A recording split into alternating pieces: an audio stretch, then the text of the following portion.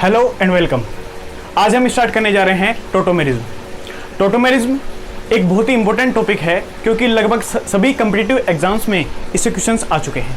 ठीक है, तो आइए स्टार्ट करते हैं। देखो, मैंने एक एग्जांपल लिया है कीटोन का। कीटोन अपनी इनोल फॉर्म में चेंज होती है और ये एग्जाम्पल एक टोटोमर है आपस में। ये ठीक है, टोटोमेरिज्म का एग्जाम्पल है ये। तो कैसे हुआ उसकी बात हम कर रहे हैं। देखो, ये कीटोन था। कीटोन में क्या है, ये कीटो ग्रुप है।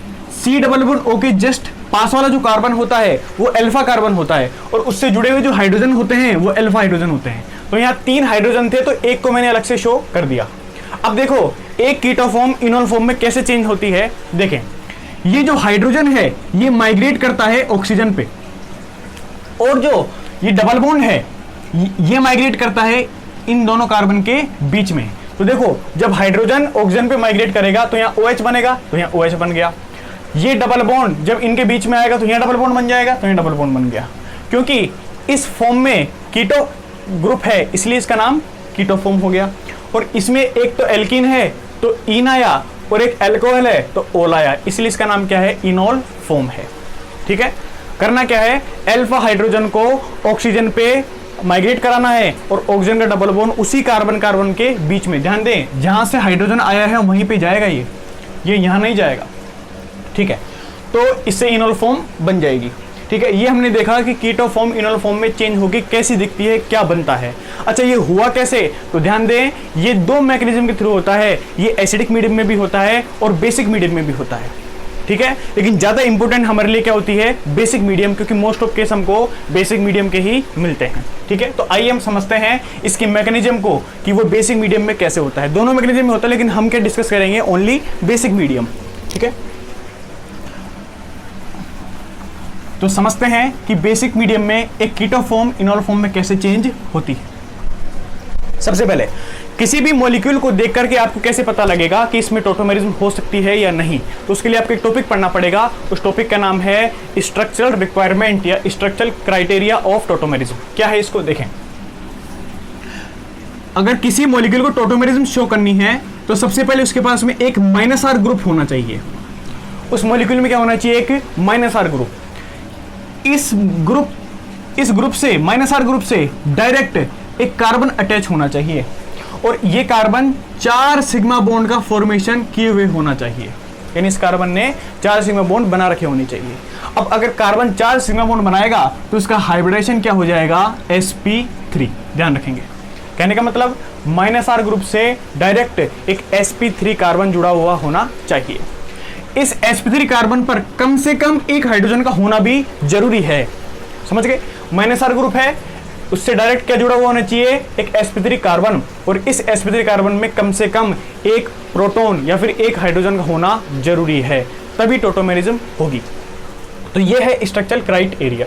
ठीक है, क्या क्या ध्यान रखना है, -R ग्रुप पर डायरेक्ट अटैच एक sp3 कार्बन और इस कार्बन कम से कम एक हाइड्रोजन का होना जरूरी है। अब ध्यान दे, -R ग्रुप से जो कार्बन जुड़ा होता है, जो sp3 है, इसको बोलते हैं हम अल्फा कार्बन। ठीक है, अल्फा कार्बन, और इस अल्फा कार्बन से जितने हाइड्रोजन जुड़े हैं वो उनको क्या बोलते हैं, अल्फा हाइड्रोजन। जैसे ये जुड़ा हुआ है तो ये क्या है, अल्फा हाइड्रोजन। ये एक अल्फा हाइड्रोजन है। अब सुने, ये जो हाइड्रोजन होते हैं ये कैसे होते हैं, एसिडिक हाइड्रोजन। ये होते हैं एसिडिक हाइड्रोजन। अच्छा, ये हाइड्रोजन एसिडिक क्यों हो गए उसकी बात अभी हम करेंगे जब हम इसका एग्जांपल लेंगे। ठीक है, सही समझ में आ गया होगा आपको। अच्छा, एक बात और कि -R ग्रुप होते क्या हैं, तो इनके भी एग्जांपल आप इधर देख लो।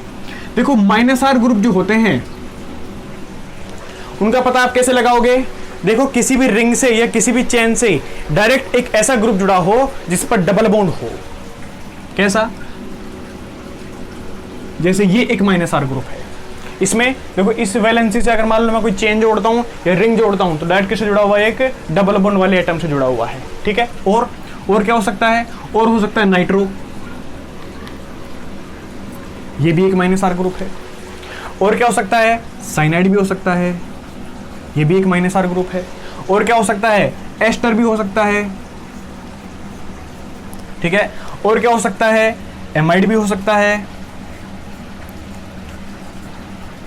ठीक है, सब में एक चीज कॉमन आपने सीखी होगी कि या इस वैलेंसी से अगर आप चेन जोड़ो या रिंग जोड़ो तो उसे डायरेक्ट क्या है, आपके पास में एक डबल बॉन्ड आ रहा है, ये डबल बॉन्ड वाला एटम प्रेजेंट है। तो ये सारे ग्रुप क्या होते हैं, माइनस आर ग्रुप है।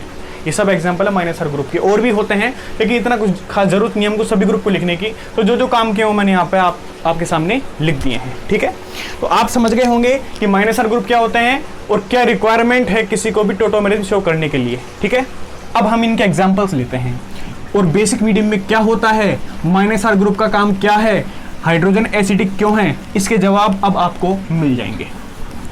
देखें, स्टार्ट करते हैं। जैसे मान लो मैंने दोबारा से कीटोन लिया, वो जो हमने कीटोनॉल बनाया था अब उसका रीजन बता रहा हूं या उसकी मैकेनिज्म बता रहा हूं, ठीक है। ये हम पढ़ रहे हैं इन बेसिक मीडियम। किसमें पढ़ रहे हैं, बेसिक मीडियम में, ठीक है। इसमें मैंने लिया एक बेस, ठीक है। अच्छा, बेस क्या करता है, अच्छा पहले तो आप ये देखो कि ये जो मॉलिक्यूल लिखा है क्या ये टोटोमेरिज्म शो कर सकता है।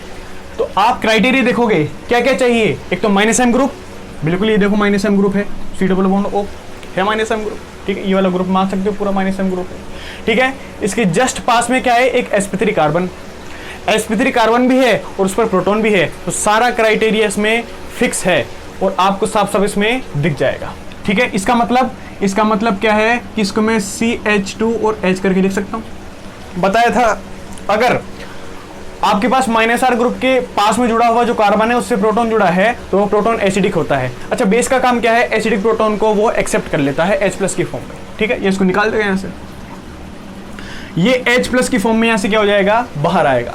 जब बेस इसको H+ की फॉर्म में बाहर निकालेगा तो इस कार्बन पर नेगेटिव छोड़ के जाएगा, ठीक है।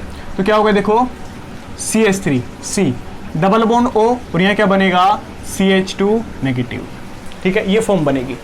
अब इस फॉर्म के बनने के बाद में आप साफ साफ देख सकते हैं कि ये नेगेटिव चार्ज रेजोनेंस में है इस C डबल बॉन्ड O के साथ में। कैसे रेजोनेंस है, देखो पाई सिग्मा नेगेटिव का रेजोनेंस है। इसमें क्या होता है, अब ये इलेक्ट्रॉन डेंसिटी इधर गई है तो यहाँ पाई बॉन्ड बन जाएगा और ये पाई बॉन्ड किस में चेंज हो जाएगा, नेगेटिव चार्ज में। इसी को रेजोनेंस बोलते हैं, पाई सिग्मा नेगेटिव के रेजोनेंस। तो क्या बनेगा, देखो CH3C, यहाँ डबल बॉन्ड CH2, यहाँ सिंगल बॉन्ड O और O पे क्या आ जाएगा, नेगेटिव, ठीक है। अब देखो हुआ क्या, ये हाइड्रोजन एसिडिक क्यों था, क्योंकि जब बेस ने प्रोटॉन निकाला और कॉन्जुगेट बेस बना, वो कॉन्जुगेट बेस रेजोनेंस से क्या हो जाएगा, स्टेबलाइज हो जाएगा। अब स्टेबलाइज के कैसे पता लग रहा है, देखो यहाँ पर नेगेटिव चार्ज कार्बन पे है और यहाँ नेगेटिव चार्ज क्या है, ऑक्सीजन पे है। तो रेजोनेंस से क्या हो गया, negative charge more electron negative atom पर चला गया, जिससे क्या हो गया, ज्यादा स्टेबलाइज हो गया, ठीक है। अब देखो कहने का मतलब ये जब स्टेबलाइज हो गया तो क्या है, ये हाइड्रोजन क्या हो जाएगा, एसिडिक हो जाएगा, ठीक है। ये हमने देख लिया कि कैसे ये माइनस आर ग्रुप इस नेगेटिव चार्ज को स्टेबलाइज कर रहा है। अब आगे देखो, इसके बाद हम क्या करते हैं, इस फॉर्म को प्रोटोनेटेड कर देंगे, यानी इसका प्रोटोनेशन कर देंगे, इसको H+ दे देंगे। अब H+ है तो क्या जुड़ेगा, जहाँ माइनस है तो क्या बनेगा, देखो यहाँ बनेगा CH3C, यहाँ OH बन जाएगा और यहाँ क्या है, डबल बॉन्ड CH2। ध्यान से देखो, ये वही आपकी कीटो फॉर्म है और ये वही आपकी क्या बन गई, इनोल फॉर्म बन गई, ठीक है। ये आपकी इनोल फॉर्म बन चुकी है। तो ऐसे हमने सीखा कि कैसे एक कीटो फॉर्म बेसिक मीडियम में इनोल फॉर्म में चेंज हो जाती है। पहले प्रोटॉन निकलेगा, प्रोटॉन निकलने के बाद में कार्बोनाइन बनेगा, कार्बोनाइन रेजोनेंस करके एक हाई इलेक्ट्रॉन नेगेटिव या फिर मोर इलेक्ट्रॉन नेगेटिव एटम पर चले जाएगा, उसका प्रोटोनेशन कराएंगे और आपकी इनोल फॉर्म बन जाएगी। ये सीखना है आपको। अच्छा, अब ध्यान रखिए, प्रोटॉन कौन सा जाएगा, ओनली अल्फा कार्बन वाला प्रोटॉन जाएगा और कोई सा भी प्रोटॉन नहीं जा सकता इसमें, ठीक है। स्टार्ट करते हैं। अब इसके कुछ एग्जांपल लेते हैं कि कहाँ कहाँ ये आपको देखने को मिल सकती है, ये आप समझ गए होंगे, ठीक है। अब देखें, फिर इस पर हम प्रीवियस ईयर करेंगे क्या क्या आ चुका है इस पर अब तक। देखें, मान लो हमको ऐसा कुछ दिया गया है, CH3 के पास में नाइट्रो ग्रुप लगाया है, ठीक है, और आपसे पूछा है बताओ ये टोटोमेरिज्म शो कर सकती है, और अगर होगा इसमें टोटोमेरिज्म तो बताओ इसकी जो अगली फॉर्म बनने वाली है वो क्या बनेगी। तो स्टार्ट करो। देखो, सबसे पहले आप ढूंढो कि इसमें एक माइनस आर ग्रुप कहाँ है। तो देखो NO2 खुद ही एक माइनस आर ग्रुप है, ठीक है। माइनस आर ग्रुप के पास में कोई sp3 एटम है क्या, कार्बन एटम, बिल्कुल है, ये sp3 है, अच्छा, तो ये अल्फा हो गया, ये अल्फा कार्बन। तो हम क्या करते थे, अल्फा कार्बन को ऐसे लिखते थे CH2H। अल्टीमेटली क्या होता था, मीडियम का मतलब ही नहीं है, अब तो हमको इसका बस दूसरी फॉर्म बनानी है। देखो ये जो H है ये कहाँ जाता था, ये जाता था हाई इलेक्ट्रोनेगेटिव एटम पर। इस कार्बन को छोड़ के कहाँ जाता था, इधर डबल बॉन्ड इधर शिफ्ट होता था और ये उधर, ये तो होता था। ये जो हाइड्रोजन है इसमें ऊपर लिख देता हूँ, ये आपका sp3 कार्बन, इसको मैंने ऐसे लिख दिया। आपको पता है ये हाइड्रोजन कहाँ शिफ्ट होता था, इस ऑक्सीजन पर, और डबल बॉन्ड शिफ्ट होता था कार्बन और इसके बीच में, नाइट्रोजन के बीच में। तो क्या बनेगी इसकी फॉर्म, इसकी फॉर्म ये बनेगी, यहाँ CH2 डबल बॉन्ड नाइट्रोजन, ये क्या बन जाएगा O, इसके पास कौन है H, और ये आपका कोऑर्डिनेट बॉन्ड बन गया। ठीक है, इसको नाइट्रोफॉर्म बोलते हैं, इसको एसी नाइट्रोफॉर्म बोलते हैं। ओके, नाम नहीं लिख रहा हूँ, आप जानते होंगे इतना तो। ठीक है, नाइट्रोफॉर्म और एसी नाइट्रोफॉर्म। तो ध्यान रखना, नाइट्रोफॉर्म के पास में अगर अल्फा हाइड्रोजन होंगे तो वो भी क्या कर देगा, टोटोमेरिज्म को शो कर देगा। दूसरा एग्जांपल लेते हैं। ठीक है, मान लो आपको ऐसा दे रखा है कि CH3 है, CH3 के पास में मान लो नाइट्रोसो कंपाउंड दे दिया आपको NO, बस ये O को हटा दिया मैंने और कुछ नहीं। ठीक है, NO आपको दे दिया, तो आपको क्या देखना है, -R ग्रुप बताया था, किसी भी चेन से या रिंग से डायरेक्ट ऐसा कोई ग्रुप अटैच हो रहा है जिसके पास में डबल बॉन्ड है इसके पास डबल बॉन्ड, तो ये कौन सा ग्रुप हो गया, ये ग्रुप हो गया -R ग्रुप। ठीक है, ये -R ग्रुप हो गया आपका, नाइट्रोसो ग्रुप बोलते हैं उसको, ये -R ग्रुप हो गया। -R ग्रुप के जस्ट पास में क्या है, कार्बन है, sp3 हाइब्रिडाइज है और उसके पास में प्रोटॉन भी है। तो कैसे लिख दें इसको, CH2H। H का माइग्रेट होगा ऑक्सीजन पे और पाई बॉन्ड का माइग्रेट होगा इनके बीच में। तो क्या फॉर्म बनेगी इसकी, इसकी फॉर्म बनेगी ये CH2 डबल बॉन्ड N और ये H कहाँ जाएगा, इसके पास में OH बन गया। ये नाइट्रोसो फॉर्म है और ये तो जानते हो इसको ऑक्सिम बोलते हैं हम, इसको क्या बोला जाता है, ऑक्सिम, एल्डोक्सिम है ये। ठीक है, आगे और एक एग्जांपल ले लेते हैं। देखो जैसे मान लो आपको दे रखा है CH3, यहाँ आपको दे दिया मान लो CH3CH डबल बॉन्ड NH, ये आपको दे दी। ठीक है, अब फिर से देखो -R ग्रुप है क्या, बिल्कुल ये -R ग्रुप है। -R ग्रुप के जस्ट पास में क्या है, अल्फा कार्बन जो sp3 है और इस पर प्रोटॉन भी है। तो फिर से इसको मैं थोड़ा बेंट कर देता हूँ ताकि आपको देखने में से होता नहीं, फिर भी आप देख लो इसको, NH CH2, H को ऐसे लिखा, H का माइग्रेट होगा जो इलेक्ट्रोनेगेटिव ज़्यादा है एटम, पाई बॉन्ड का होगा इन दोनों के बीच में माइग्रेट होगा। तो क्या बनेगा, इससे क्या बनेगा, देखो ये H इधर आ जाएगा और ये इधर। ठीक है, तो क्या बनेगा, CH2 डबल बॉन्ड कार्बन, यहाँ क्या जाएगा NH2। ध्यान दे, इसको बोलते हैं इमीन, ये लिख देता हूँ मैं, इसको बोलते हैं इमीन और इसको बोलते हैं इनामीन। ठीक है, इसको तो ये इमीन इनामीन टोटोमेरिज्म कहलाती है। इसको नाइट्रोसो बोलते हैं, इसको ऑक्सिम बोलते हैं। ठीक है, इसको क्या बोलते हैं, नाइट्रोफॉर्म, इसको बोलते हैं एसी नाइट्रोफॉर्म। तो ये सब मैंने एग्जांपल बता दिए जिसमें टोटोमेरिज्म होती है। अच्छा, एक खास बात क्या है, इन टोटोमेरिज्म को बोला जाता है टोटोमेरिज्म इन ट्रायड सिस्टम। ये सारे कौन से सिस्टम है, ये सारे हैं ट्रायड सिस्टम।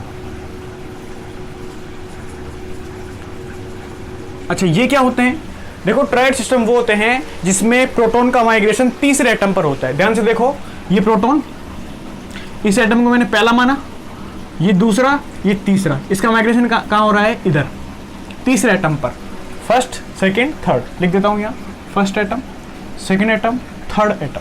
तो H का माइग्रेशन क्या हो रहा है, फर्स्ट टू थर्ड, इसलिए इनको क्या बोला जाता है, ट्रायड सिस्टम बोला जाता है।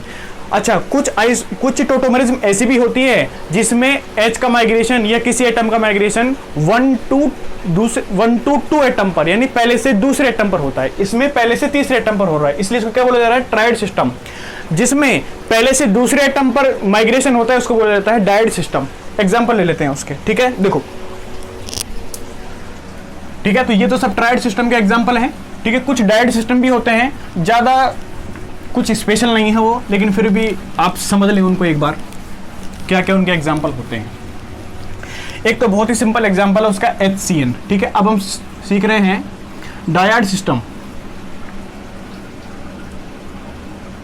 टोटोमेरिज्म इन डायड सिस्टम। ये क्या होता है, देखो मान लो आपको HCN दे रखा है, ठीक है, HCN दे रखा है। अच्छा, डायड सिस्टम वाले में आपको -R ग्रुप के अलावा अल्फा अल्फा देखने की जरूरत नहीं है, ये तो आप एग्जांपल से याद रखो कि क्या क्या होता है, ठीक है, इनमें पाया जाता है।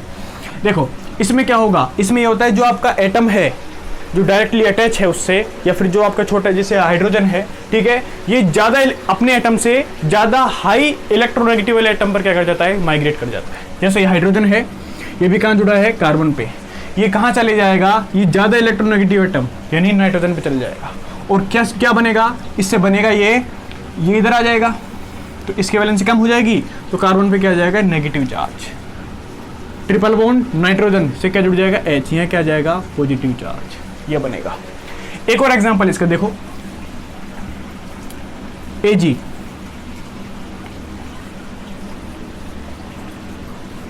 ठीक है, nitro group.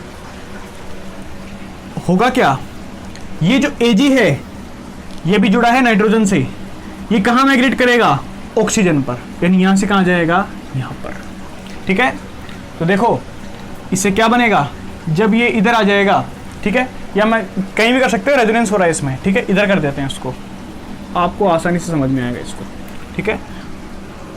High electronegative atom पर क्या हो जाएगा, माइग्रेट हो जाएगा, तो क्या बनेगा, देखो Ag किससे जुड़ेगा, ऑक्सीजन से, ऑक्सीजन किससे जुड़ा, नाइट्रोजन डबल बॉन्ड O, ये बन जाएगा, ठीक है। अब देखो इसको डायड सिस्टम क्यों बोला, क्योंकि जो माइग्रेट होने वाला एटम है वो पहले से दूसरे एटम पर माइग्रेट हो रहा है। यहाँ भी देखो ये तो माइग्रेट होने वाला एटम है, ये पहले से दूसरे एटम पर माइग्रेट हो गया, इसलिए इसको डायड सिस्टम बोला जाता है। तो हमने पढ़ लिया कि जो टोटोमेरिज्म होती है वो एसिडिक मीडियम में भी होती है, बेसिक मीडियम में भी होती है, और डायड सिस्टम में भी होती है, और ट्रायड सिस्टम में भी होती है, और सारे एग्जाम्पल हमने इसमें देख लिए, ठीक है। अब हम करते हैं कुछ प्रीवियस ईयर।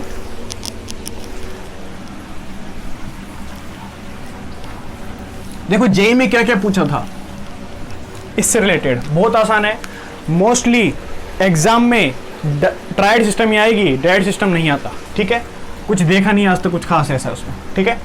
स्टार्ट करते हैं। तो आप ट्रायड सिस्टम का यूज ले, बस आप ओनली ट्रायड सिस्टम को ध्यान में रखें कि आपको क्या देखना है, -R ग्रुप, उसके बगल में अल्फा कार्बन sp3 हो, और उसके पास में क्या हो, एसिडिक प्रोटॉन हो, ठीक है। देखो क्या पूछा था जेईई में क्वेश्चन, प्रीवियस ईयर क्वेश्चन कर रहे हैं हम। देखो क्वेश्चन पूछा था मॉलिक्यूल दिए थे आपको, और पूछा था कौन कौन से मॉलिक्यूल टोटोमेरिज्म एग्जिबिट कर सकते हैं, ठीक है।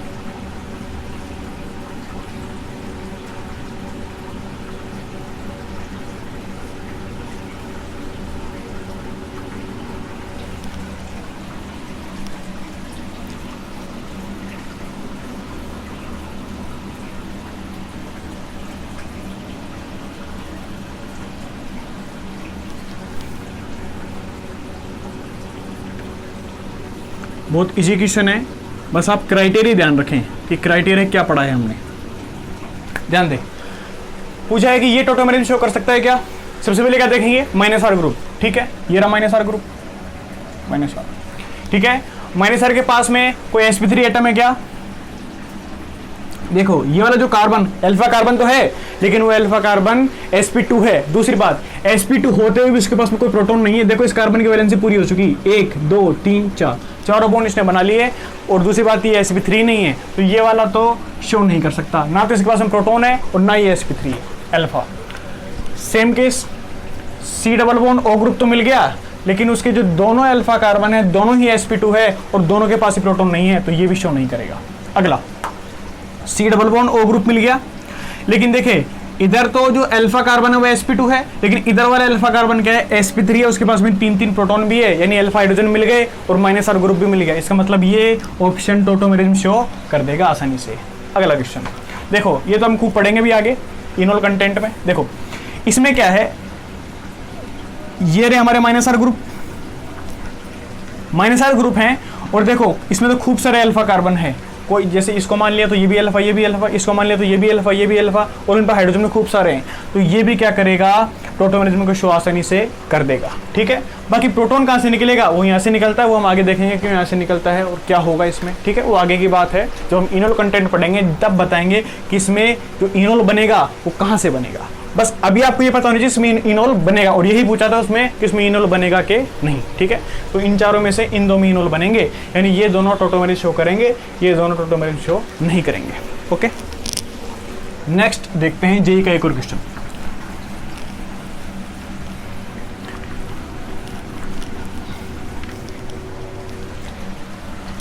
अगला क्वेश्चन जेई का,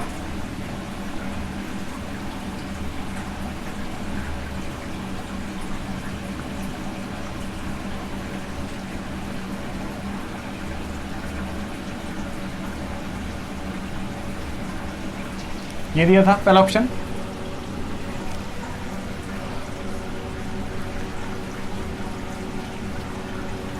एक ऑप्शन उसमें ये दिया था,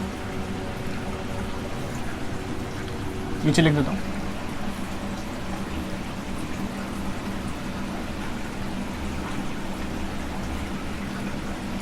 एक उसमें ऑप्शन ये दिया था,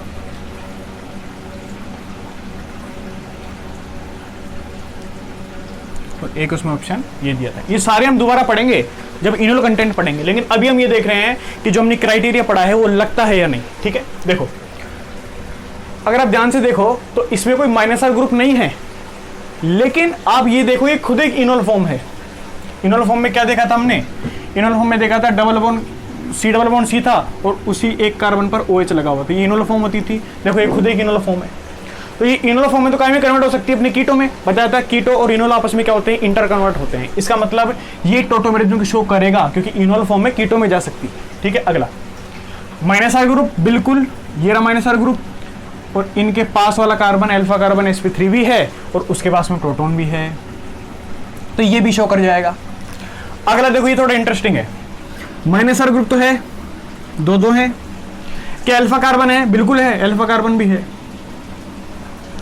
लेकिन अल्फा कार्बन होने के साथ उसका sp3 होना भी जरूरी है। ठीक है, लेकिन ये वाले कार्बन क्या है, sp2 है, और इनके पास प्रोटॉन भी है, इनके पास प्रोटॉन भी है। देखो माइनस आर ग्रुप भी है, अल्फा कार्बन भी है और उस पर प्रोटॉन भी है, लेकिन वो कार्बन sp3 ना होकर के sp2 है, और sp2 नहीं चलेगा, sp2 वाले कार्बन से प्रोटॉन नहीं निकलता है, इसलिए ये टोटोमेरिज्म शो नहीं करेगा। माइनस आर ग्रुप है, अल्फा कार्बन है, लेकिन अल्फा कार्बन sp3 होना चाहिए, तब उसमें प्रोटॉन, हम कोई बेस उसमें से प्रोटॉन निकाल सकता है। ठीक है, sp2 वाले कार्बन एटम से प्रोटॉन नहीं निकालना है हमको। ठीक है, तो ये नहीं हो सकता। अच्छा, ये माइनस आर ग्रुप है, बिल्कुल है, पास में कौन से, देखो ये तो sp2 है तो हाइड्रोजन नहीं है, लेकिन ये देखो sp3 है और यहाँ हाइड्रोजन दो हैं। ठीक है, तो माइनस आर मिल गया, हाइड्रोजन मिल गए, तो ये भी क्या करेगा, हमारा टोटोमेरिज्म को शो कर देगा। तो इस क्वेश्चन में इसके अलावा तीनों क्या करेंगे, टोटोमेरिज्म को शो करेंगे। ये हमारे एक जे के प्रीवियस ईयर थे, और प्रीवियस ईयर देखने के लिए साथ बने रहें। Thank you so much.